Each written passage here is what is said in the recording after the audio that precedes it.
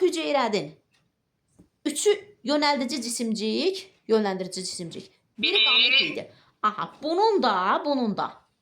Yəni 4'ün 4'də 1 hissəsi qadının yumurta hüceyrəsinə çevrilirdi. 3'ü yönəldici cisimciyə çevrilib sıradan çıxırdı. Yəni 4'də 1'i yumurta hüceyrə idi. Onda 120'nin 4'də 1'i 30'dur.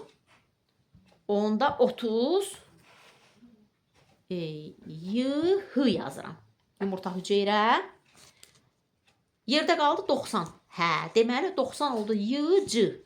YC yazdım. Yönəldici cisimcik yəni. Altdan da xətt çəkdim ki, bu yönəldici cisimcikdir. Aha. Yönəldici cisimcikdir. İndi mən tapım da onları. 35 x'im yoxdur. Aha. İndi onda mən bu tərəfdə nə yazacağam? Bu 35'im nə idi? Yönəldici cisimcik idi. Yönəldici cisimcik. Aha. Və bunun yarısı hanı? Axı 90'dır. Hə, onda mən nə edəcəm? 55'ini də bura qoyacağam. 55. Düzmü olur? 30, 50, 80, bu da 5'lər 90. Gəldi oldu 90 yönəldici cisimciyim burada. 55 YC. Altda xətt çəkdim canım.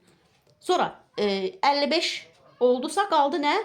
25, 30'u tamamlamalıyam da. 25'i burada, 5'i də burada. Bu da olur YH. YH. Yəni yumurta hüceyrə. İnkişaf etmiş yumurta hüceyrə. Sonra indi nə edirəm? Bunu yazdım. Və salam, alındı. İndi nə deyir bizə?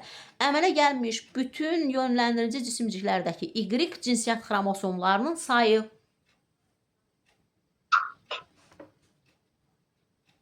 Y cinsiyyət xromosomlarının sayı. Y. Axı bu Y-lərdir. Bu da X-lərdir. Buradan gələn X-lərdir. Bu X baxın. Bir dəqiqə. Qırmızılayaq. Bu X-lərimizdir. Bu da Y-lərimizdir də. Bizə məsələdə deyir ki, 125-ci məsələdə əmələ gəlmiş bütün yönəldici cisimciklərdəki Y cinsiyyət xromosomlarının sayı. YC deyil, YC. Yönəldici cisimcik C hərfi. Bax, C. Aha. 35, 55. 35. Bu tərəfdəki 55. 55 necə oldu? Necə? 55. 55 X-in yönəldici cisimciyidir. Bu X-in payına Bu X-in payına düşən yönəldici cisimcikdir. Axı bizə deyir Y-in yönəldici cisimcikləri.